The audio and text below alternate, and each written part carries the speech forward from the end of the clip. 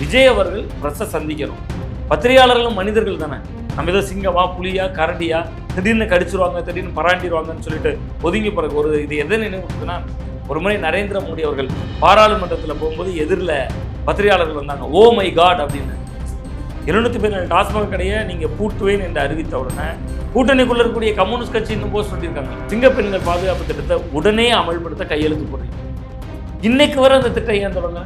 நீங்கள் அதில் ஏன் இவ்வளோ தாமதம்? நீங்கள் பத்திரிகையாளர்கள் ஏன் சந்திக்கிறேன்னா இதெல்லாம் தர சந்தேகம் வருது. இப்பொழுதும் நான் சொன்னேன், விஜய் அவர்கள் வெற்றி பெறும்போது இருந்த மாசு இப்போ இல்லை. உள்ளாட்சி தேர்தல் வந்து நீங்கள், நான் சவால் விட்டே சொல்லுங்க, எங்கள் ஊரில் 30 ஆண்டுகளாக ஒருத்தர் ஜெயிச்சுட்டு இருக்காரு. அவரை ஏற்று விஜய் விட்டாலும் அவர் ஜெயிப்பார். ஆனால் அவங்க கட்சி ஆரம்பிக்கிறதுக்கு முன்பாகவே உள்ளாட்சிகளில் இடம் பிடிச்சிருக்காங்க. ஆமாம், நீங்கள் 30,000 பிரதிநிதித்துவம் இருக்குது. 30,000ல் 180 165 இருக்குது. கடலில் கரைச்ச பெருங்காயம் மாதிரி அது. அங்கே டெல்லிக்கு போனால் பாஜகவை ஆதரித்து பேசணும் அல்லது எதிர்த்து பேசணும். ஆதரித்து பேசுனா பாருங்கள், பாஜகவை ஆதரிக்கிறாருன்னு தமிழ்நாட்டில் பிரச்சனை பண்ணுவாங்க. எதிர்த்து பேசுனா நிதி வர சிக்கலாகும். சரி, ரெண்டுக்கும் வேண்டாம். 19 அப்படியே காங்கிரஸ் பக்கம் தள்ளி விடுவோம். 28 வரையும் ரூட்டு கிளியர்ல. சர்மிளா டாக்கிஸ் நேயர்களுக்கு வணக்கம். இந்த நேர்காணலில் நாம் சிந்திக்க போவர் பத்திரிகையாளர் திரு சுவாமிநாதன் அவர்கள். வணக்கம் சார். வணக்கம். தாவேக ஆட்சி பொறுப்பேற்ற பிறகு நிறைய நிகழ்வுகளை நம்ம பார்த்துட்டே இருக்கிறோம். அது சட்ட ஒழுங்கு பிரச்சனையாக இருக்கட்டும் அல்லது மின்தடை பிரச்சனையாக இருக்கட்டும், இதற்கு எல்லாத்துக்கும் காரணம் முதல்வர் விஜய் அவர்கள் சொல்வது போல திமுக தான். இப்போ நேற்று ஆதவர்ஜனா கூட பொதுக்கூட்டத்தில் பேசும்போது மின்தடை கூட அந்தந்த பகுதிகளில் இருக்கக்கூடிய திமுகவினுடைய பிரமுகர்கள் தான் இந்த மின்தடைக்கான காரணங்களாக இருக்காங்க. உள்ளாட்சி பகுதிகளில் உள்ளாட்சி தேர்தல் வந்த பிறகு இது சரி செய்யப்படும்ன்ற துணியில் அவர் பேசியிருந்தார். செங்கோட்டையன் கிட்ட சட்ட ஒழுங்கு பிரச்சனையை பற்றி கேள்வி கேட்கிற போது, உங்கள் வீட்டில் ஒரு பிரச்சனையும் இல்லைல்ல, உங்கள் குழந்தைகள் ஏதாவது பிரச்சனையா அப்படின்னு அந்த கேள்வி கேட்கிறார். இதை நம்ம எப்படி பார்க்கலாம்? ஒரு பத்திரிகையாளராக இந்த நடவடிக்கைகளை நீங்கள் எப்படி பார்க்குறீங்க? இல்லை, இது வந்து முதல்ல ஆட்சிக்கு வந்துட்டோங்கிறத அவங்க முதல்ல உணரணும். கிட்டத்தட்ட இன்னைக்கு அன்னைக்கு அண்மையில் திருச்சி கிழக்கு தொகுதியில் விஜய் அவர்களுடைய பரப்புரையிலேருந்து இது தொடங்குது. அந்த போய் நன்றி தெரிவிக்க போகிறார். அந்த நன்றி தெரிவிக்கக்கூடிய நேரத்திலேயே திமுகவுக்கும் தாவேகாவுக்கும் தான் போட்டி அப்படிங்கிறத மீண்டும் ஒரு முறை சொன்னார். அப்போ தேர்தல் முடிந்து 1 மாத காலம் ஆகிவிட்டது. இனி நீங்கள் திமுகவுக்கும் தாவேகாவுக்கும் தான் போட்டின்னு தேர்தல் முடிந்து 1 மாதத்துக்கு பின்பும் சொல்லுவீங்கன்னா ஏன் மு க ஸ்டாலின் அவர்களுடைய இல்லத்துக்கு போகிறீங்க? நீங்கள் தேர்தல் முடிந்த உடனே பல அரசியல் கட்சியினுடைய பிரமுகர்களை பார்த்தீங்க. அப்போ அது ஒரு ஆரோக்கியமான அரசியல்னு பேசப்பட்டுச்சு. அது சாதாரண அரசியல் இல்லை. 1967களுக்கு முன்பு 67ல் பேரறிஞர் அண்ணா அவர்கள் வெற்றி பெற்ற உடனே இப்படியான சம்பவங்கள்லாம் நடந்தது. அண்ணாவுக்கு பிறகு அண்ணன் தான் அப்படிங்கக்கூடிய அளவில் அது பேசு பொருளானது. அப்போ அந்த விஜய் அப்படி செய்வார் என்று சொன்னால் மு க ஸ்டாலின் அவர்களுடைய இல்லத்துக்கே போவீங்கன்னா நீங்கள் ஆட்சிக்கு வந்துட்டீங்க. இன்னும் நீங்கள் எதிர்கட்சி அரசியல் எப்போ செய்யணும்? நீங்கள் எதிர்கட்சி திமுகவுக்கும் தாவேகாவுக்கும் தான் போட்டி, இந்த கரண்ட் கட்டுக்கு திமுக தான் காரணம். இந்த பிக் பாஸ்னு ஒரு ஷோ ஓடிருப்போம், நினைவில் இருக்கும். அதோட முதல் சீசன் எல்லாருமே பார்த்துருப்போம். இங்கே மற்ற சீசன் கூட நம்ம தவிர்த்திருப்போம், ஏன்னா இது இப்படி தான் இருக்கும்னு தெரியும். முதல் சீசன் பெரிய எதிர்பார்ப்போட தொடங்கப்பட்டது. அதில் அந்த கஞ்சா கருப்பா அங்கேயும் இங்கேயும் போய்கிட்டே இருப்பார். எல்லாத்துக்கும் அந்த பரணி பை தான் காரணங்கிற டைலாக் அப்போ ரொம்ப ஃபேமஸ். அதே மாதிரி இன்னைக்கும் ஆளுங்கட்சி ஆன பின்பு எல்லாவற்றுக்கும் திமுக தான் காரணம் அப்படிங்கிறது ஒரு ஏற்புடைய செயல். பொறுப்பை நீங்கள் ஏற்றுக்கணும். நீங்கள் உள்ளாட்சி தேர்தல் நடந்தாதான் மின்தடை சரி செய்யப்படும்னா அங்கே நீங்கள் கவுன்சிலர் இருக்கீங்களா, போர்மேனை தேர்ந்தெடுக்க போறீங்களா? அந்த கேள்வி வருதில்ல. அப்போ நீங்கள் நடக்கக்கூடிய தேர்தல் உள்ளாட்சி தேர்தல்னா உங்களுக்கு தமிழ்நாடு அவுட் ஆஃப் கண்ட்ரோலில் இருக்கான்னு கேள்வி வருதில்ல. அப்போ அந்த இடமெல்லாம் அவர்கள் சரி செய்யணும், மழுப்பக்கூடாது. செங்கோட்டையன் அவர்கள், நான் பத்திரிகையாளர்கள்ட்ட அவர் நீண்ட நெடிய அரசியல் அனுபவம் கொண்டவர். உங்கள் வீடு பாதுகாப்பாக தானே இருக்குது, உங்கள் குழந்தை அப்படின்னு கேட்குற இடம் இருக்குல்ல, அது ரொம்ப ஆபத்தான ஜனநாயகம். நீங்கள் செங்கோட்டையன் அவர்கள் வந்து கிட்டத்தட்ட ஒரு நீண்ட நெடிய அரசியல் அனுபவம் கொண்டவர். எம்ஜிஆர் அவர்களுடைய அமைச்சரவையில், செல்வி ஜெயலலிதா அவர்களுடைய அமைச்சரவையில், எடப்பாடியாருடைய அமைச்சரவையில் கல்வித்துறை அமைச்சராக இப்படி நீண்ட நெடிய பாரம்பரியம் கொண்டவர். அவரை போன்றவர்கள் ஊடகத்தை இப்படி கையாளுவாங்கன்னா அது ரொம்ப அபத்தமானது. அப்போ அதிகாரத்தில் இதற்கு முன்பும் அவர் பலமுறை இருந்திருக்கிறார். ஆனால் அந்த அதிகாரம் எல்லாம் அவரை கட்டுப்படுத்தக்கூடிய அதிகாரமாக இருந்தது. நீங்கள் எம்ஜிஆர் அமைச்சரவையில் செங்கோட்டையன் பெரிய ஆளாக பேச முடியாது, பேட்டி கொடுக்க முடியாது. ஜெயலலிதா அவர்களுடைய அமைச்சரவையில் செங்கோட்டையன் அவர்கள் பிரச்சனையை சந்திக்க முடியாது. எடப்பாடியுடைய அமைச்சரவையிலையும் ஒரு கல்வித்துறை அமைச்சர், அவ்வளோதான், அந்த நிலையில் தான் நின்றார். இப்போ அவருக்கு கிடைக்கக்கூடிய அந்த மிதமிஞ்சின ஒரு வெளிச்சம் அவரை இப்படி பேச வைக்கிறது, அது ஆபத்தான ஜனநாயகம். இன்னொன்று, எல்லாவற்றுக்கும் திமுக தான் காரணம், திமுக தான் காரணம் என்று சொல்வதை விட்டுவிட்டு சட்டம் ஒழுங்கில் அவங்க சொல்லலாம். நீங்கள் மற்ற விஷயங்கள் எல்லாம் நிவாரணங்கள், உதவிகள் போன்றவை கொஞ்சம் தாமதமாகலாம். சட்டம் ஒழுங்கில் ரொம்ப பிரச்சனைகள் இருக்குது, உடனடியாக சரி செய்ய முடியாதுன்னு அவர்கள் வேண்டுதலாக தான் சொல்ல முடியும். அதையும் ஏன் விளாத்திக்குளம் சம்பவம் நினைவில் இருக்கும். விளாத்திக்குளம் மாணவிய விவகாரத்தை முன் வச்சு ஒரு ரெஸ்ட் ரூம் போயிட்டு வந்தாங்க அந்த மாணவி, நிம்மதியாக போயிட்டு வர முடிஞ்சிச்சான்னு கண்கள் சிவக்க நரம்புகள் புடைக்க விஜய் பேசினார்ல, அது தமிழக மக்கள்கிட்ட எமோஷனலாக கனெக்ட் ஆகி கிடைச்ச வெற்றி இது. அப்போ நீங்கள் எல்லாத்துக்கும் திமுக தான் காரணங்கிற வார்த்தை சொல்லாடல் வந்து அரசியல்னு நழுவுற தன்மை தான் அப்படின்னு தான் நான் பார்க்குறேன். இதில் நிர்மல்குமாருடைய ப்ரெஸ் மீட்டில் பத்திரிகையாளர்களை ஏன் விஜய் அவர்கள் சந்திக்க மாட்டேன்றாருன்றப்போ அவர் சந்திக்க வேண்டிய அவசியமும் இங்கே இல்லை அப்படின்னு தான் அவர் வெளிப்படுறாரு. பத்திரிகையாளர்களை கட்டாயமாக சந்திக்க வேண்டிய இடமும் இருக்கா? இல்லை, நிச்சயமாக இருக்குல்ல. பத்திரிகையாளர்களை சந்திக்காத ஜனநாயகம் ஆபத்தானது. நீங்கள் ஒரு ஒரு ஆட்சியை நடத்துறீங்க, நீங்கள் செல்கிற திசை நேர்கோடு தான் எப்படி தெரியும் உங்களுக்கு? இங்கே நேர்கோட்டில் தான் முடியும். உங்கள் அமைச்சர்கள் வந்து எங்க உங்கள் ஆட்சி சரியில்லைங்கன்னு ஏதாவது பேச போகிறாங்களா அவங்ககிட்ட? சட்டமன்ற உறுப்பினர்கள் வந்திருந்து அண்ணே நீங்கள் என்னென்ன நீங்கள் அப்படி ஒன்று சொன்னீங்க இப்படி செஞ்சுருக்கீங்கன்னு சொல்ல போகிறாங்களா? ஏன் ஒரு ஒரு சாதாரண டிஸ்ட்ரிக்ட் கலெக்டர், ஒரு டிஸ்ட்ரிக்டில் இருக்கக்கூடிய சூப்பரண்ட் ஆஃப் போலீஸு ஏன் ப்ரெஸ்ஸை பார்க்குறாங்க? ப்ரெஸ்ஸை பார்த்துட்டு முடிகிறப்ப சாதாரணமான மாவட்டங்களில் நடக்கிற அரசியலை சொல்கிறேன். சாதாரணமாக ஒரு ப்ரெஸ்ஸை ஒரு எஸ்பி பார்க்குறப்ப கடைசி போகிறப்ப சொல்லுவாங்க, சார் அந்த ஸ்கூல் வாசலில் நீங்கள் ஒரு பேரிகார்ட் போட்டிங்கன்னா நல்லாயிருக்கும் சார், வேகமாக பைக்கில் போகிறாங்கன்னொன்னே எஸ்பி அடுத்த நாள் அதை செய்வார். ஒரு டிஸ்ட்ரிக்ட் அட்மினிஸ்ட்ரேஷனில் ஒரு ப்ரெஸ் மீட் முடிக்கிறாங்க கலெக்டர்னா, கலெக்டர்கிட்ட கடைசி சாதாரண ஒரு கேமராமேன் இருப்பார். அந்த கேமராமேன் திடீர்னு சொல்லுவார், சார் அந்த ஊரில் ஒரு பட்டியல் சமுதாய கிராமம், அந்த கிராமத்தில் ஒரு 40 பேருக்கு பட்டா கிடைக்கல சார், எப்போவும் அது பெரிய பிரச்சனை இருக்காத, கொஞ்சம் பாருங்கள் சார், எங்கள் ஊருக்கு பக்கத்து ஊர், நான் மீடியாலலாம் இருக்கனால என்கிட்ட சொல்கிறாங்கன்னா கலெக்டர் இன்ஸ்பெக்ஷன் போவார். அப்போ நீங்கள் ஒரு சாதாரணமாக மாவட்டத்தில் ஒரு டிஸ்ட்ரிக்ட் அட்மினிஸ்ட்ரேஷனில் இருக்கிறவங்க செய்தியாளர்களை சந்திக்கிறப்பயே மக்களுக்கு நல்லது. இது விஜய்க்கு நல்லதா விஜய்க்கு நல்லது இல்லையாங்கிறது நம்ம ரெண்டாவது விஷயம். நீங்கள் ப்ரெஸ்ஸை சந்திச்சிங்கன்னா மக்களுக்கு முதல்ல நல்லது. மக்கள் சொல்லுவாங்க, சார் இந்த திட்டங்கள்லாம் செஞ்சால் நல்லாயிருக்கும் சார், அது ப்ரெஸ் தானே எடுத்து சொல்லுவாங்க. எத்தனை முன்னாள் அமைச்சர்கள்ட்ட, எத்தனை முன்னாள் முதல்வர்கள்ட்ட யதார்த்தமாக பேசுகிற பொழுது உருவான பல திட்டங்கள் இருக்குது நம்மகிட்ட.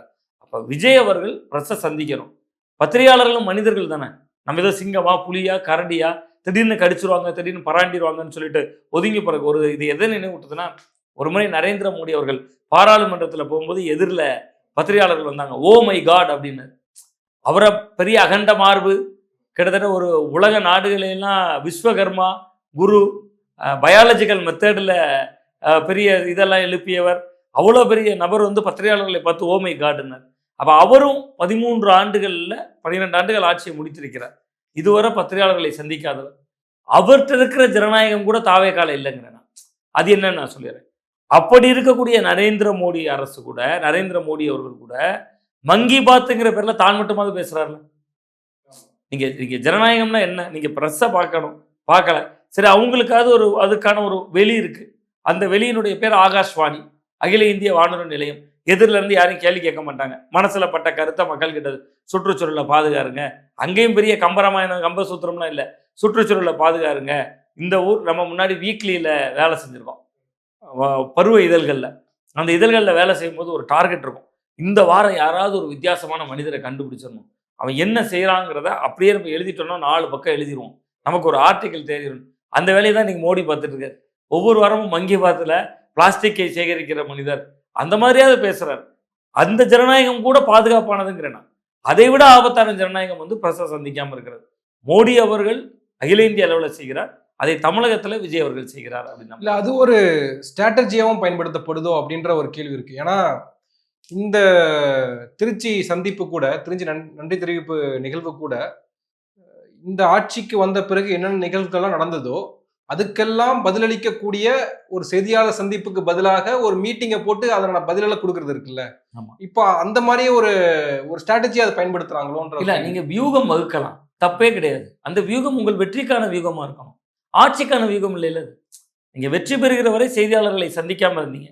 அது தமிழக வெற்றி கழகத்தினுடைய தலைவர், அவரை நம்ம நிர்பந்திக்க முடியாது. நீங்க தாவேகாவினுடைய தலைவருங்க, நீங்க செய்தியாளர் சந்திப்பு கொடுத்தாங்க, ஜெயிக்குது தோக்குது, நான் பிரஸ்ஸை மதிக்கலை அப்படின்னு கடந்து போயிடலாம். நீங்க முதல்வர் ஆயிட்டீங்க. இப்போ நீங்க கேட்டீங்க, ஒரு நுட்பமான இடம் கேட்டீங்க, அவர் தான் அந்த பொதுக்கூட்டத்தில் பேசுறாரு. அப்போ அடுத்த கூட்டத்துக்கு நம்ம காத்திருக்கணுமே. அப்போ நீங்கள் ஒரு பிரச்சனை வருது, பிரச்சனைக்கு உடனடியாக முதல்வர் பேசுகிறேன்னு நினைப்போம். இன்னொன்று பாருங்கள், அந்த உரையில் மேகதாது அணை விவகாரம் என்ன நிலைப்பாடு எடுத்தாங்க, தெரிவித்தாரா இல்லை. அப்போ நீங்கள் அதிமுக்கியமான பிரச்சனைகளுக்கு பதில் சொல்லணுமே. பிரதமரை போய் சந்திச்சிங்க, 4 கோரிக்கைகள் கொடுத்தீங்க. மு.க. ஸ்டாலின் கவர்மெண்ட் 40 கோரிக்கைகள் கொடுத்தாங்க. எடப்பாடி பழனிசாமி அவர்கள் இருக்கிற போது நீட் விலக்கு தொடங்கி பல கோரிக்கைகள் கொடுத்தாரு. நீங்கள் 4 கோரிக்கைகள் கொடுத்தீங்க. அதுக்கு என்ன நிலைப்பாடு? இன்னைக்கு வந்தே மாதரம் பாடுறாமே முதல்ல, அதுக்கு என்ன நிலைப்பாடு? அதையெல்லாம் தெளிவுபடுத்தணும். சும்மா அரசியல் ரீதியான விமர்சனங்களுக்கு மட்டும் பதில் சொல்லி ஆட்சிக்கு வந்துட்டோம். அப்ப நீங்க ஆட்சிக்கு வருகிற பொழுது ஆட்சியின் மீதான விமர்சனங்களுக்கு பதில் சொல்லணும். அப்ப நீங்க குறைந்தபட்சம் செய்தியாளர்களோட தொடர்புல இருக்கணும். நீங்க சொன்ன மாரி பொதுக்கூட்டங்கள் வழியா சொல்லலாம். முழுமையான வடிவத்திலேயாவது சொல்லணும்ல. அதுலயும் ஒரு சிறிய குறைபாடுகள் இருக்கு அப்படின்னு தான் நான் பார்க்கிறேன். இல்ல ஒரு ப்ரிப்பரேஷனோட வர வேண்டிய தேவை, செய்தியாளர் சந்திக்கும் போது ப்ரிப்பரேஷன் இருக்கணும். அந்த ப்ரிப்பரேஷனுக்கு விஜய் தயாரா இல்லையோ? ஒருவேளை அது வேணாம்னு நினைக்கிறாரோ? இல்ல அதுதான் மெயின் காரணமா நான் பார்க்கிறேன். நீங்க என்ன கேள்விகள் கேட்பாங்க? நீங்க சில நேரத்துல சொல்லுவோம். 10ஆம் வகுப்பு, 12ஆம் வகுப்பு மாணவர்கள் பரீட்சை எழுதிட்டு வருவாங்க. கேட்போம். எப்படி இருந்துச்சு? அது பாடப்புத்தகத்துக்கு வெளியில இருந்து அவுட் ஆஃப் சிலபஸ்ல இருந்து நெறைய கேட்டாங்க. இப்ப விஜய் அவர்களுக்கு செய்தியாளர்கள் சந்திப்பு என்பது அவுட் ஆஃப் சிலபஸ் தான். ஏன்னா, அந்த சப்ஜெக்ட் எல்லாம் முதல்ல அவர் உள்வாங்கணும். முதல்ல அவர் படிக்கணும். அத கத்துக்கணும். அதுக்கான நேரம் தேவைதான். வாஸ்தவம் தான். பட் செய்தியாளர்கள்ல நீங்க குறைந்தபட்சம் சந்தித்து உங்க கருத்த முதல்ல சொல்லுங்க. ஆனா இதுக்கு முன்னாடி அவர் வந்து அரசியலுக்கு வருவதற்கு முன்பாக நிறைய பிரஸ் மீட் அவரு குடுத்திருக்காரு. குறிப்பாக வந்து டிமானிட்டைசேஷன் பிரச்சனையின் போது அவர் கொடுத்த பிரஸ் மீட் வந்து பெரிய தாக்கத்தை ஏற்படுத்தி ஆமா, இருந்தது. ஆமா. அப்போ அப்படியே அந்த நேரத்துல எல்லாம் பிரஸ் மீட் கொடுத்த ஒரு நபர் ஏன் இப்ப தவிர்க்கிறாருன்ற ஒரு கேள்வியும் ஆமா, நிச்சயமாக இருக்கு. அதான் அதில 2 காரணங்கள் பார்க்கிறேன். ஒன்று நீங்கள் சொன்ன மாரி வியூகம். அந்த வியூகமாக அது இருந்தால் அது ஆபத்தான வியூகம் தான் நான் பார்க்கிறேன். அது விஜயை பொறுத்தவரை நன்மை தரலாம். தமிழக மக்களுக்கு அது ஆபத்தான வியூகம். நீங்க மக்கள் மனதில என்ன இருக்கு அப்படிங்கிறது அவருக்கு முதல்ல தெரியணும். அப்ப நீங்க செய்தியாளர்கள் தாங்க மனம் விட்டு பேசுவாங்க. நீங்க மற்றவர்கள் பார்க்கிறவர் எல்லாம் அவருடைய ஆதரவாளர் தானே. நீங்க பல வடிவங்கள் குடுத்துக்கங்க. அந்த சங்கத்துல இருந்து வந்தாங்க. இந்த எம்எல்ஏ வந்தாரு. அதிமுக எம்எல்ஏ ராஜினாமா பண்ணிட்டு வந்தாரு. எந்த வடிவம் வேணாலும் குடுத்துக்கங்க. காலை 9 மணியிலிருந்து ஒரு 10 மணியிலிருந்து அல்லது சாயந்தரம் 5 மணி வரை அவர் தலைமைச் செயலகத்துல உட்கார்ந்து சந்திக்கிற ஒரு நபராவது விஜய் ஆதரவாளர் இல்லாத ஒரு நபரா இருப்பாரா? அவர் ஆதரவாளராக இல்லாதவர் அவரை போய் சந்திக்க முடியுமா? அப்ப அவருக்கு ஆதரவு, எதிர்ப்பு என்கிற நிலைப்பாடுகளை கடந்து நடுநிலைவாதிகள் ஒருவர் அவரை முதல்வராக இருக்கிறவரை சந்திக்கிற வாய்ப்பு பெற்றவர்கள் பத்திரிகையாளர்கள் தான். அது அவரே இரும்பு கேட்டு வச்சு மூடிக்கிட்டா. நீங்க விஜய் கிட்ட போய் ஒருத்தர் கட்சியில் இணைய வந்திருக்காங்க, 300 பேர் 400 பேர் கட்சியில் இணைய போறாங்க. அப்படியே வரும்போது அவரை பத்தி அவர் ஆட்சியை பத்தி 4 வார்த்தை இதை நீங்க பண்ணா நல்லா இருக்கும். என்னங்க அவன் வரும்போதே 1000 கண்டிஷன் போடுறான். அப்படித்தானே மனித மனம் இருக்கும். அப்ப அந்த நிறை குறையை அளவிடக்கூடிய ஒரு வாய்ப்பே பத்திரிகையாளர்களை சந்திச்சாதான் கிடைக்கும். இப்ப நீங்க விஜய் அவர்கள் அந்த ஆட்சியில என்னெல்லாம் செய்யணும், எதை செஞ்சிருக்கோம், எது தவறு, எது சரி, மக்கள் நம்மளை எப்படி பார்க்குறாங்க. நீங்க தேர்தலுக்கு முன்பு நான் தொடர்ந்து தொலைக்காட்சி விவாதங்கள்ல பேசுகிறத பொழுதே குறிப்பிட்டு வந்தேன். மீண்டும் ஒரு முறை சொல்றேன். கிட்டத்தட்ட நான் தேர்தலுக்கு முன்பே சொன்னேன். களம் விஜய் வெர்சஸ் அதர்ஸ்னு மாறிடுச்சு. 5 ஓட்டுகள்ல 1 ஓட்டு விஜய்க்கு விழ வாய்ப்பு இருக்கு. அப்படின்னா நான் நேரலைகள்ல விவாதங்கள்லேயே சொல்ல ஆரம்பித்தேன். காரணம் களத்தை உணர்ந்ததுனால. அப்ப நீங்க ஒரு பத்திரிகையாளர்களை சந்திக்கிற பொழுது தான் களத்துல இன்னைக்கு நம்மள என்ன பேசுறாங்க, இன்னைக்கு அதே மாதிரி பேசுறாங்களா? அப்ப அந்த இடம் முக்கியமான இடம்ல. நீங்க வந்து வெற்றி பெற்று 1 மாதம் ஆயிருச்சு. டாஸ்மாக் கடை 717 டாஸ்மாக் கடை பூட்டுறேன்னீங்க. 717 டாஸ்மாக் கடையை நீங்க பூட்டுவேன் என்று அறிவித்த உடனே கூட்டணிக்குள்ள இருக்கக்கூடிய கம்யூனிஸ்ட் கட்சி இன்னும் போஸ்ட் ஒட்டியிருக்காங்களே. எங்க ஊர்ல இந்த கடையை ஏன் பூட்டல, இந்த கடையை ஏன் தரங்க, எல்லா ஊர்லயும் போஸ்டர் இருக்கு. அப்ப அந்த பூட்டப்பட்ட 717 கடைகள் எது? கேள்வி செய்தியாளர் பார்த்தா தானே கேட்க முடியும். அமைச்சர் அதுக்கான லிஸ்ட் நாங்க கொடுக்குறோம் அப்படின்னு. ஏன் இவ்வளவு தாமதம்னு கேட்கிறேன். முதல் கையெழுத்து அது. நீங்க முதல்ல போடக்கூடிய கையெழுத்துல அவர் வந்த உடனே முதல் அறிவிப்பு தானே வந்தது. 717 கடைகள் அகற்றம். அப்ப நீங்க என்ன பண்ணணும், லிஸ்ட்டை கொடுக்குறோன்னு இன்னைக்கு சொல்றீங்க. நான் ஏன் பத்திரிகைகள் முக்கியம்னு நான் சொல்றேன். ஒவ்வொரு மாவட்டத்திலும் மாவட்ட ஆட்சியர் தலைமையில மாவட்ட டாஸ்மாக் மேலாளர் இருக்கார். அந்த மேலாளர் தலைமையில பத்திரிகையாளர்களுக்கு தெரியும் எந்தெந்த ஊர்ல டாஸ்மாக் கடையில மனு கொடுத்துருக்காங்க. கலெக்டர்கிட்ட போய் தானே கொடுக்குறாங்க. எங்க ஊர்ல டாஸ்மாக் கடையில பிரச்சனை, கடையை போட்டுங்க, அதை போட்டுங்க, இதை போட்டுங்கன்னு கொடுக்குறாங்க. வழிபாட்டு தலங்கள் பக்கத்துல நம்ம திரும்பி நான் சொல்றேன். வழிபாட்டு தலங்கள் பக்கத்துல இருக்கக்கூடிய கடையை மூடுறோம். கோயில்கள் பக்கத்துல இருக்கக்கூடிய கிறிஸ்தவ ஆலயங்கள், இந்து ஆலயங்கள் மூடுறோம். பள்ளிக்கூடங்கள் பக்கத்துல இருக்கக்கூடிய பகுதிகளில் மூடுறோம். இந்த 3 ஹாஸ்பிட்டலில் தான் தொடர்ச்சியா எல்லா கவர்மெண்ட்டும் மூடிட்டாங்க. எடப்பாடி பழனிசாமி அவருடைய காலத்துல மூடப்பட்ட கடைகள், செல்வி ஜெயலலிதா அவர்கள் காலத்துல 500 கடைகள் மூடுது. எல்லாம் இந்த கோணத்துல தான். நான் என்ன சொல்றேன், பதட்டமான வாக்குச்சாவடிகள் எங்க இருக்கு, அதுக்குள்ள டாஸ்மாக் இல்லாத தூக்கு. அப்ப பதட்டமான வாக்குச்சாவடிகளுக்குள்ள இருக்கிற டாஸ்மாக தூக்கணும். போலீஸ் ஸ்டேஷன்ல போங்க, எஃப்ஐஆர் ஃபைல் ஆயிருக்கும். எந்த டாஸ்மாக் கடையில ஸ்டேஷன் லிஸ்ட்ல அதிகமாக ஃபைல் ஆயிருக்கும் அதை தூக்குங்க. நீங்க இன்னும் பழைய கால மெத்தட்ல வழிபாட்டு தலம் பக்கத்துல இருந்தா தூக்குவேன். பஸ் ஸ்டாப்பு பக்கத்துல பொதுமக்களுக்கு இடையூறு என்பது பஸ் ஸ்டாப்பு கிட்ட இருந்து மட்டும் இடையூறு செய்யறது இல்லை, முட்டு சந்தில் இருக்கும். அங்கதான் பாலியல் பலாத்காரம் நடக்கும். அப்ப நீங்க ஒரு பெரிய பஸ் ஸ்டாப்ல பாலியல் பலாத்காரம் நடக்கும்னு நம்ம நினைத்து விட முடியாது. அப்ப இந்த மாதிரி ஒரு இப்படி அணுகணும், இதை இப்படி எதிர்கொள்ளணும், இந்த இடத்துல பிரச்சனை இருக்கு யார் சொல்லுவா? அப்போ நீங்கள் பத்திரிகையாளர்களை சந்திக்கிற பொழுது தான் நான் சொன்ன அந்த கேள்விக்கு வந்துட்டேன். அதுவும் தெரியும் ஒன்று. அப்போ நீங்கள் டாஸ்மாக் மூடலில் பிரச்சனை. ஏன்னா சிங்கப்பெண்கள் பாதுகாப்பு திட்டம், சிங்கப்பெண்கள் பாதுகாப்பு திட்டத்தை உடனே அமல்படுத்த கையெழுத்து போடுறீங்க. இன்னைக்கு வர அந்த திட்டம் ஏன் தொடங்க? நீங்கள் அதில் ஏன் இவ்வளோ தாமதம்? நீங்கள் பத்திரிகையாளர்களை ஏன் சந்திக்கிறேன்னா இதெல்லாம் தர சந்தேகம் வருது. நீங்கள் வேற ஒன்றும் இல்லை. அது வந்து நீங்கள் புதுசாக எங்கேருந்தும் ஸ்காட்லாந்து யார்ட்லேருந்து இறக்குமதி செய்ய போகிறது இல்லை. டேபிளை அப்படியே அந்த பக்கம் திருப்பி போட போகிறோம், அவ்வளோதான். நான் இன்னும் அதை உடச்சி சொல்கிறதா இருந்தால், நான் கன்னியாகுமரி மாவட்டத்தில் கிட்டத்தட்ட 10 ஆண்டுகளுக்கு முன்பே ஒருத்தர் எஸ்பியாக இருந்தார், மணிவண்ணன் அப்படிங்கிறவர், ரொம்ப நேர்மையாக செயல்பட்டவர். அவருடைய பீரியட்லேயே இந்த சிங்கப்பெண்கள் மாதிரி ஒரு ஸ்கீம் எங்கள் மாவட்டத்தில் கொண்டு வந்தாங்க. நான் சொல்கிறது இன்றைக்கி இல்லை, 10 வருஷத்துக்கு முன்னாடி. எங்கெல்லாம் காலேஜ் படிக்கிறாங்களே, லேடிஸ் காலேஜ், ஜென்ஸ் காலேஜ் பசங்க, அந்த காலேஜ் வாசலில் ஃபுல்லாக போலீஸ் டீம் ஒன்று நிற்பாங்க. சிறகுகள் நினைக்கிறேன், என் நினைவு சரியாக இருந்தால் அந்த படை பேர் சிறகுகள் படை. சாதாரண எஸ்பி போட்ட படை அது. அவங்க ஒரு ஒரு ஒரு 10 போலீஸ் ஒவ்வொரு காலேஜ் வாசலையும் நிற்பாங்க. அந்த பொண்ணுங்க சேஃபாக வீட்டுக்கு போகிற வரைக்கும் காலேஜ் வாசலில் நிற்பாங்க, அவ்வளோதான். அது அப்படியே நீங்கள் கொஞ்சம் பெருசாக்கி பார்த்தீங்கன்னா சிங்கப்பெண்கள் பாதுகாப்பு படை 10 ஆண்டுகள் ஆயிருக்கு. ஒரு சாதாரணமாக ஒரு மாவட்டத்தில் ஒரு எஸ்பி பண்ணி நான் பார்த்தேன். எங்கள் மாவட்டத்தில் ஒரு எஸ்பி இப்போ ஸ்டாலின் அப்படின்னு இருக்காரு. நிமிர்னு ஒரு ஸ்கீம் வச்சுருக்காரு. யாராவது படிக்காமல் இடையில பாதியாக நின்றுட்டாங்கன்னா போலீஸ்க்கு அது வேலையே இல்லை. அதெல்லாம் ரெவன்யூ டிபார்ட்மெண்ட்டோ மற்ற சமூக நலத்துறையோ பார்க்க வேண்டிய வேலை. அவங்க படிக்காமல் ஏதாவது குழந்தைங்க பாதியிட்டாங்க, ட்ரைபல்ஸ் படிக்காமட்டாங்க அப்படின்னா அவங்க நேரடியாக போய் அந்த லிஸ்ட் எடுத்து அந்த போலீஸ் ஸ்டேஷன்லேருந்து படிக்க வைக்கிறாங்க. இதெல்லாம் புரட்சி. இதெல்லாம் சாதாரண எஸ்பியே பண்ணிடுவாங்க. நீங்கள் சிங்கப்பெண்கள் பாதுகாப்பு படிக்க ஏன் இவ்வளோ தாமதம்? அது மாதிரி நிறைய சவால்கள் இருக்குது. அதையெல்லாம் செய்தியாளர்கள் கேட்டுவிடக்கூடாது என்பதற்காக கூட செய்தியாளர்களை சந்திக்காமல் இருக்கலாம். பட் ஜனநாயகத்துக்கு அது ஆபத்தானது. நீங்கள் சொன்னது போல தவைக்கு ஆட்சிக்கு வருவதற்கு முன்பாகவே வந்து களம் என்னவாக இருக்கு அப்படின்றது நிறைய செய்தி தொலைக்காட்சிகளை வந்து டிபேட்ல நீங்க வெளிப்படுத்திட்டே இருந்தீங்க. நிறைய பேர் ஆச்சரியமா கூட உங்கள்கிட்ட கேட்டாங்க, என்னங்க நீங்க சொல்றீங்க, யதார்த்தமான சூழ்நிலைக்கு பொருந்தாத மாதிரி சொல்லிட்டு இருக்கீங்க நான் கூட நிறைய பேர் கேட்டாங்க. ஆனால் நீங்க சொன்னபடிதான் களம் இருந்திருக்கிறது. 108 தொகுதிகள் வின் பண்ணியிருக்காங்க. ஆனா இப்போ உள்ளாட்சி அமைப்புகள்ல பத்தி ஆதவர்ஜுனா பேசுகிற போது அவர் சொல்றாரு, நாங்க வந்து இன்னும் அதிகமாக எங்கள் தலைவர் பிரச்சாரம் பண்ணி இருந்தார் அப்படின்னா நீங்க கூட ஜெயிச்சிருக்க மாட்டீங்க, யாருமே ஜெயிச்சிருக்க மாட்டீங்க, எங்கேயுமே டெபாசிட்டே வாங்கியிருக்க மாட்டீங்க. இப்போ உள்ளாட்சி அமைப்புகள்ல ஒரு மேயர் பதவி நீங்க ஜெயிச்சு காட்டுங்க பார்க்கலாம் அப்படின்னு சொல்றாரு. இப்போ அந்த களம் எவ்வாறு இருக்கு நீங்க பார்க்குறீங்க? அவர் சொல்ற மாதிரி தான் இருக்கா? இல்ல, நிச்சயமாக இப்பொழுது முதல்ல வீசினது விஜய் அலை. நான் தொடர்ச்சியா சொல்லிட்டு வந்தேன், அது விஜய் வெர்சஸ் அதர்ஸ்னு மாறிடுச்சு. நம்ம தான் 4 முனை போட்டி 5 முனை போட்டின்னு பேசுறோம். போட்டி ஒரு ஆளு தான், விஜய் வெர்சஸ் அதர்ஸ். நான் தேர்தலுக்கு 4 நாட்களுக்கு முன்னாடி வரை அதை பேசினேன். திமுக நண்பர்கள் சுதாகரிக்கணும்னு ஒரு முக்கியமான தகவலை சொன்னேன். சிறுபான்மையினர் ஓட்டில் கிறிஸ்தவர்கள் ஓட்டு அப்படியே ஷிஃப்ட் ஆயிடுச்சு, போய் செக் பண்ணுங்கன்னு.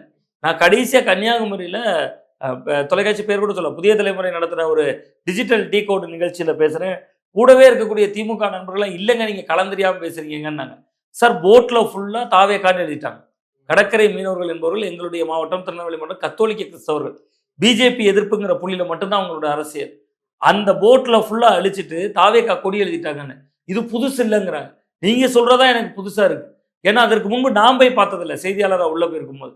அவன் நான் பார்த்த விஷயங்கள் எல்லாம் கிட்டத்தட்ட என்னை தவிர மற்றவர்கள் நம்புவதற்கு மனமில்லாத ஒன்றாக இருந்தது. இப்பொழுதும் நான் சொன்னேன், விஜய் அவர்கள் வெற்றி பெறும்போது இருந்த மாஸ் இப்போ இல்லை.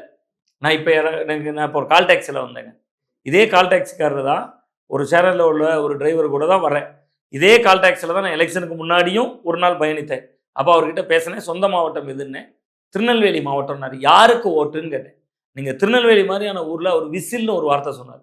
இப்போ நான் வரும்போது அவர் என்கிட்ட கேட்குறாரு, சார் நீங்கள் போன தடவை நான் வரும்போது விசில்னு சொன்னீங்க, ஞாபகம் வச்சுருக்கீங்களே சார் அப்படின்னா. ஞாபகம் இருக்குது சார்.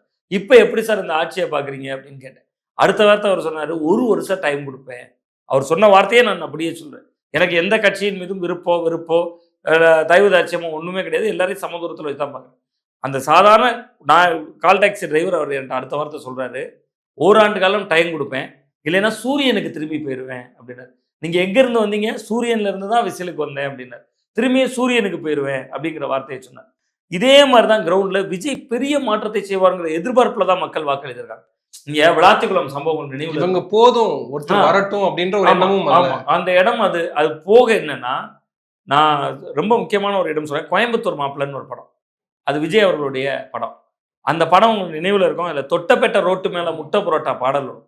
அந்த பாடல் வரும்போது கீழே ஒரு வரி வரும், இந்த பாடலை பாடிக்கொண்டிருப்பவர் உங்கள் விஜய்னு வரும். அது சினிமாவுக்கு. நீங்கள் அப்படியே அரசியலுக்கு வரப்போ அதே உங்கள் விஜய் நான் வரேன், அவ்வளோதான் மேட்ரு. அப்போ 30 ஆண்டுகால கட்டமைப்பு. விஜய் மக்கள் இயக்கம்னு தொடங்கி அப்படியே 30 ஆண்டுகால கட்டமைப்பு. போன உள்ளாட்சி தேர்தலில் ஜெயிச்சிங்க 155 இடமோ 158 இடமோ. அப்போ உள்ளாட்சியில் வேல்யூ அவ்வளோதான். உள்ளாட்சி தேர்தல் வந்து நீங்கள், நான் சவால் விட்டே சொல்கிறேங்க, எங்கள் ஊரில் 30 ஆண்டுகளாக ஒருத்தர் ஜெயிச்சிட்டு இருக்காரு. அவரை ஏற்று விஜய் விட்டாலும் அவர் ஜெயிப்பார். உள்ளாட்சி தேர்தல் வேற ஒன்று. நீங்கள் இப்போ விட்டுருங்க, உங்கள் எம்எல்ஏ எலெக்ஷன், எம்பி எலெக்ஷன், அதுக்கு அவருக்கு தொடர்பு இருக்காது. ஆனா அவங்க கட்சி ஆரம்பிக்கிறதுக்கு முன்பாகவே உள்ளாட்சிகள்ல இடம் பிடிச்சிருக்காங்க. ஆமா, நீங்க 30,000 பிரதிநிதித்துவம் இருக்கு. 30,000த்துல 180, 160 எங்க இருக்கு? கடல்ல கரைச்ச பெருங்காயம் மாதிரி அது. உங்களுக்கு அது மிகைப்படுத்தப்பட்டதுங்கிறாங்க. நீங்க சின்னமே கிடையாதுங்க உள்ளாட்சி தேர்தலில். நீங்க ஒரு வார்டு மெம்பராக நிற்கிறதுக்கு, பஞ்சாயத்து தலைவராக நிற்கிறதுக்கு சின்னமே இல்லை. அங்க உங்க விஜய்ங்கிற முகத்தை காட்டி ஜெயிச்சாங்க, நீங்க எப்படி சொல்லுவீங்க? இன்னொன்று மிக முக்கியமான இடம் சொல்றேன்.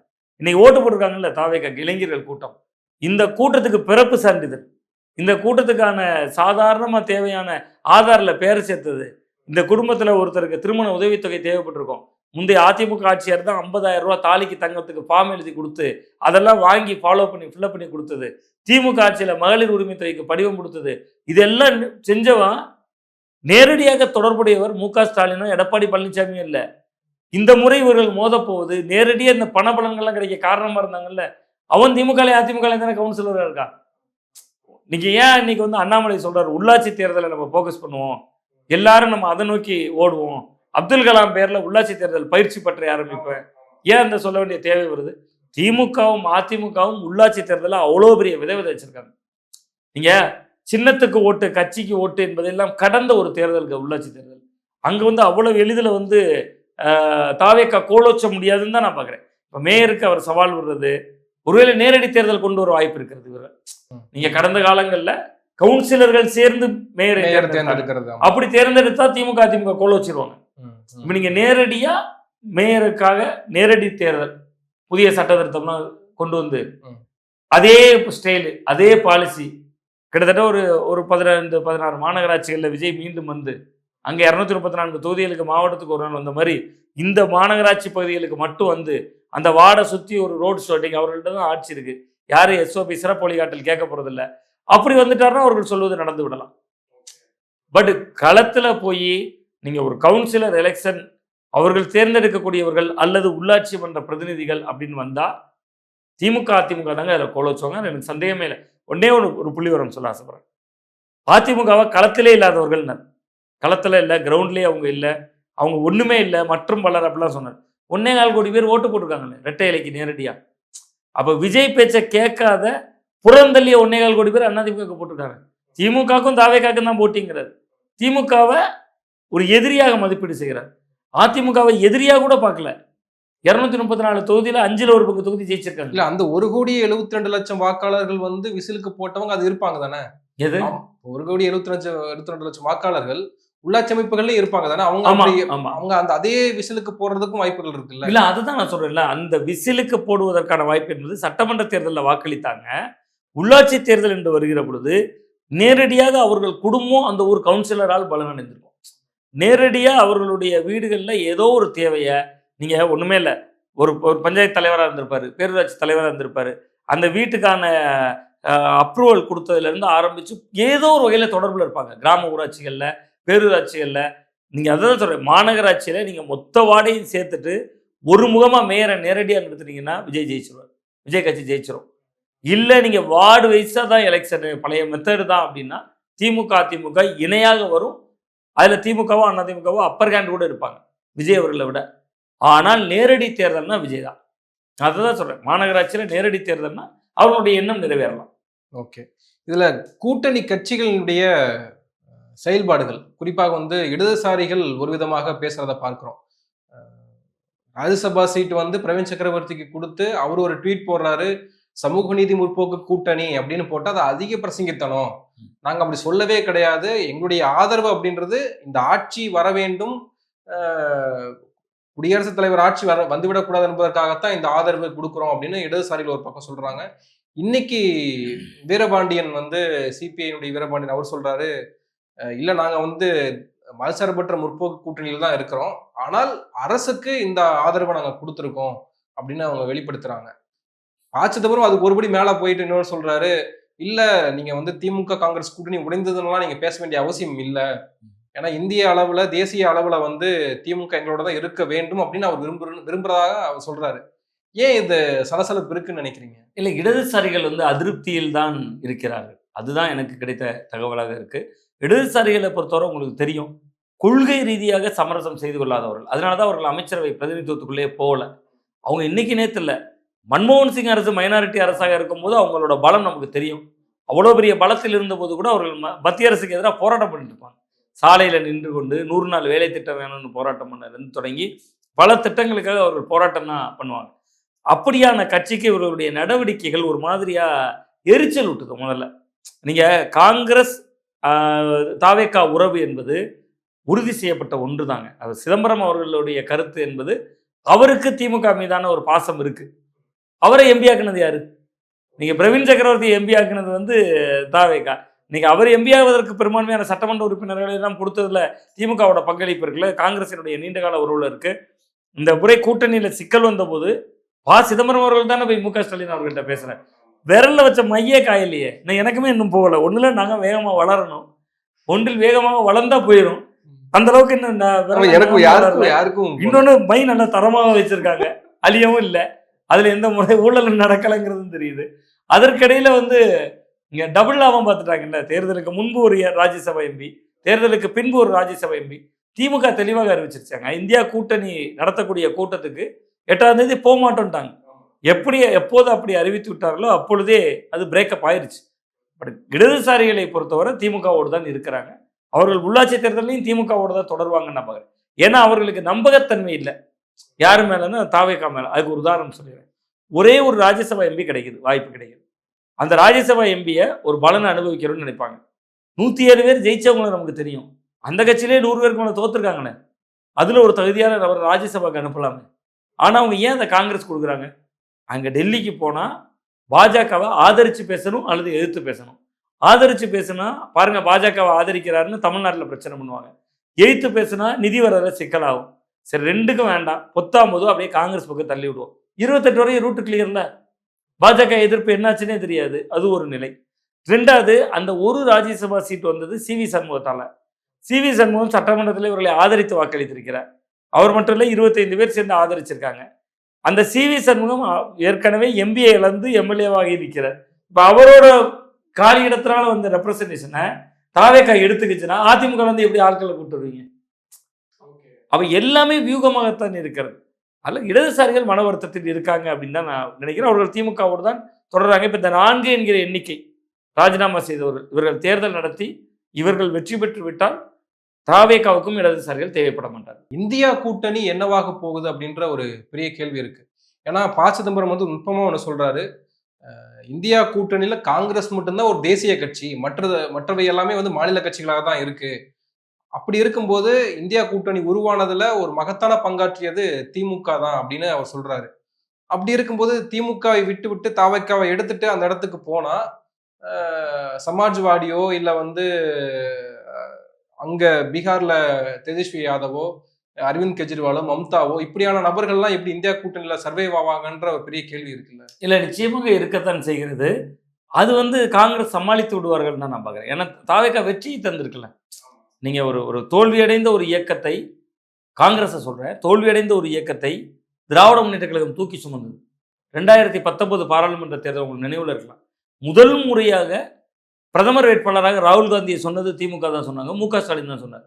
பீகார்ல தேர்தல் பிரச்சாரம், நீங்க காங்கிரஸோட அணுகுமுறையை பாருங்க. அவர்களோடு கூட்டணியில் இருக்கக்கூடிய அந்த கட்சியை அவங்க நிறுத்துற வேட்பாளர்கள்ல 8 வேட்பாளர்கள் இவர்களும் போட்டாங்க. பீகார்ல, பாண்டிச்சேரியில் பாருங்க ஃப்ரெண்ட்லி மேட்ச் போட்டாங்க. அங்கே ஆட்சி அதிகாரம் யாருக்கு போனது? தேசிய ஜனநாயக கூட்டணி கைக்கு போச்சு. ஸோ அவர்களுக்கு இது வழக்கம் தான். பட் விஜயை அவர்கள் முன்னிலைப்படுத்தி காட்டுவாங்க. பாருங்க, அவர் சவுத்தில் ஃபுல்லாக அவர் சப்போர்ட்டாக இருக்க போறாரு, கேரளாவில் அவருக்கு ஃபேன்ஸ் இருக்கு, கர்நாடகாவில் ரசிகர்கள் இருக்காங்க, ஆந்திராவில் இருக்காங்கம்பாங்க. இன்னொரு பக்கம் நீங்க பார்த்துக்கலாம் சமூக வலைதளங்களை, ஒரு நார்த் இந்தியா ஃப்ரெண்டு கூப்பிட்டு காட்டினார். ஒரு பக்கம் மோடி படமும் ஒரு கையில் விஜய் படமும் வச்சுட்டு நார்த் இந்தியா ஃபுல்லாக 2 பேரில் யார் பிஎம்மாக வரணும்னு கேட்குறாங்க. பூரா விஜய் வரணும் விஜய் வரணும் நார்த் இந்தியன்ஸ் காட்டுறதா செட்டப் பண்ண வீடியோ தான், நமக்கு பச்சை குழந்தை கூட தெரியாது பார்த்தா அப்படின்னு சொல்றதா ஒரு காட்சியும் ஓடுது. ஸோ அப்போ ஏதோ ஒரு வகையில் காங்கிரஸின் கணக்கு தாவேகாவோட போனதுனால நமக்கு சவுத்தில் அப்படியே கொஞ்சம் ஏறுமுகமாகும் அப்படிங்கிற கால்குலேஷன் சொல்லி அதை ஈடு கட்டிடுவாங்கன்னு தான் பார்க்குறேன். திமுகவுக்கு இது ரொம்ப சவாலான காலகட்டம். இங்க திமுகவும் கூட்டணி கட்சிகளை நடத்திய விதத்துல கொஞ்சம் மாறுதல் தன்மையோடு நடந்திருக்கலாம். நீங்க காங்கிரஸுக்கு பயந்தீங்க, 28 சீட்டு கொடுத்தீங்க, விசுவாசமா இருந்தாங்களா? நீங்க இடதுசாரிகளை பாருங்க, ஒரு தொகுதி குறைச்சிங்க. 6 சீட்டு போன முறை வாங்கினவங்கள இந்த தடவை 5 சீட் ஆக்குறீங்க. கம்யூனிஸ்டுகள் கோவப்படுறாங்க பாருங்க. நாங்க அந்த கூட்டணியிலே இல்லை, பிரவீன் சக்கரவர்த்தி எப்படிங்க ட்வீட் போடலாங்கிறாங்க. அமைச்சரவைக்குள்ள போக மாட்டாங்க. அப்படிப்பட்ட கட்சியின் பிரதிநிதித்துவம் ஒன்று குறையுது. ஆனா அந்த மாதிரியான வீசி காட்டின கடுமை. நீங்க அவர்களுக்கு குறைக்கப்பட்ட சீட்டுகளோட எண்ணிக்கை 8 என்பது கிட்டத்தட்ட தமிழ்நாட்டில் பட்டியல் சமுதாய தொகுதிகள் எத்தனை இருக்கு? 44 தொகுதிகள் இருக்கு. 2 பழங்குடி தொகுதிகள் இருக்கு. 46 தொகுதிகள் இருக்கு. அங்க மட்டும் இல்லையே, பொது சமூக பரப்பிலே இன்னைக்கு விசிகா வளர்ந்துருக்கு. ஆனா 8 தொகுதிகள் 2011 கலைஞர் இருக்கும் போதே 10க்கு மேல கொடுத்தது கட்சி.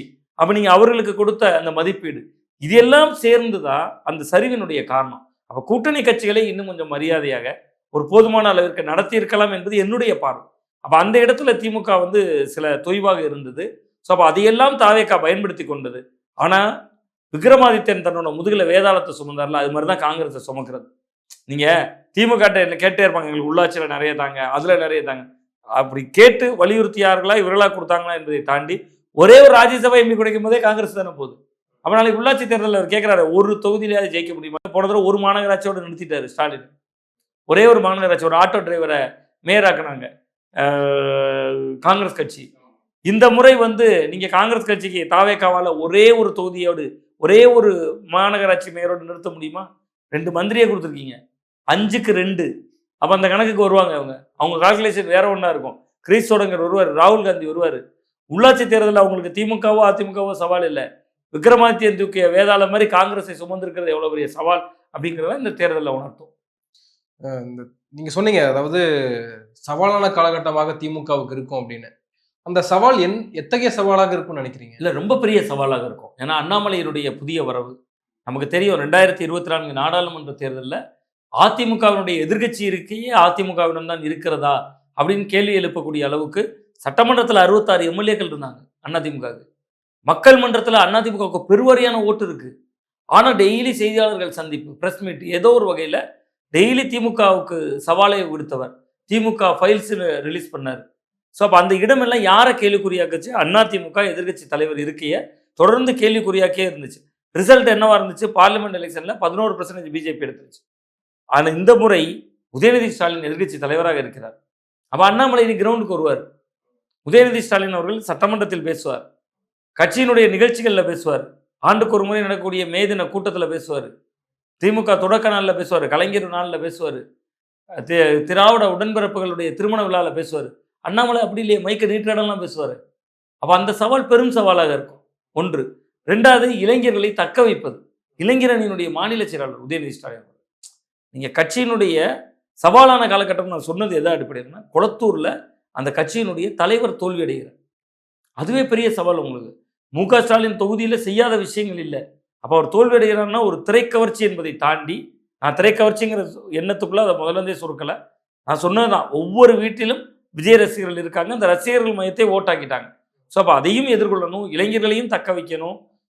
எதிர்கட்சி அரசியல்லையும் அண்ணாமலையை விட அதிமுகவை விட நாங்கள் தான் தாவேக்கா எதிர்ப்பில் தீவிரமானவர்கள்ங்கிறத நிரூபிக்கணும். ஸோ அப்போ பல பரீட்சைகள் அவர்களுக்கு இருக்குது அப்படின்னு தான் நம்ம.